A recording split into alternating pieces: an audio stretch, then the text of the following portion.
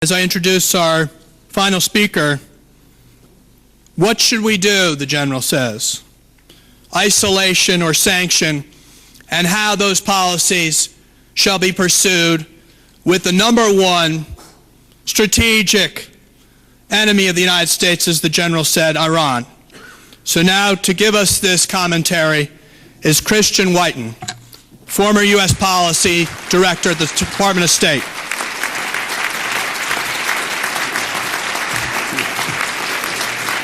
Thank you. Thank you.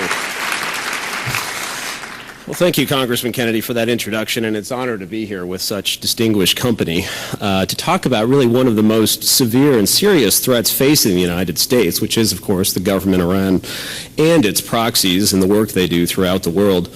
It's certainly been a busy couple of months for the tyrants who govern Iran. As we've heard from a number of people, and as you are all too familiar, we see what Iran is doing in regard to Camp Ashraf with the MEK. You also know, and we heard from Ambassador Joseph and others, that last week the IAEA reported that Tehran has continued to work on a nuclear weapons program, and their findings are unambiguous. It reflected also, this latest report, a dramatic turn for the IAEA, after which no one can credibly say that Tehran is not pursuing a nuclear weapons capability. And as Mr. Benveniste and General King reminded us, a month earlier, the U.S. government disclosed a plot by Iranian agents to kill the Saudi ambassador, to kill an ambassador accredited to the United States right here in Washington, D.C., a plot involving hiring operatives of Mexican drug cartels to strike us here, and a plot that would have possibly included the collateral deaths of congressmen and other notables. And also, General Keane walked us through a litany of other egregious offenses against Americans by this government. These activities probably come as no surprise of those of you who are gathered here. The Tehran regime continues to use terrorists as instruments of national policy. It's been tireless in seeking to expand its influence around the world, and it continues to be the primary adversary of freedom in the Middle East. Tehran has also been particularly effective at waging political warfare, and that's where I want to focus my remarks, based, as Congressman Kennedy said, on some lessons learned from North Korea and other places where we've sought to help those who are seeking freedom.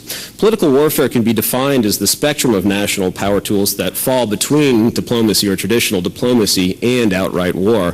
The idea is to get a political outcome, to get what a government wants to achieve somewhere beyond its borders, and do so by using means more effective than just talking as diplomats may do, but certainly less costly than going to war. It can involve financial, cultural, military-related, intelligence-related, information-related activities.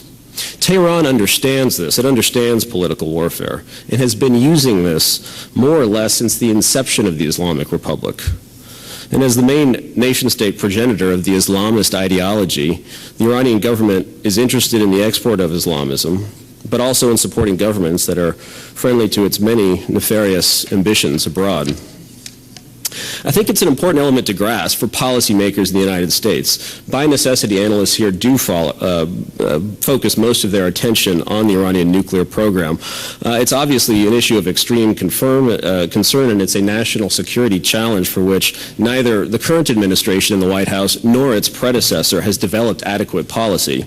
But I believe from the perspective of U.S. security, the greatest likely threat is actually not a possible Iranian first strike or the proliferation of a nuclear weapon to a terrorist network, either of which would be suicidal to the regime in Tehran. But frankly, a greater threat, or a more significant one, is in the added impunity that a nuclear arsenal. So now, I'd say, is the time for us to do the right thing on Iran policy and on Camp Ashraf. So with that, I thank you very much. Thank you for having me today. Thanks, Christian.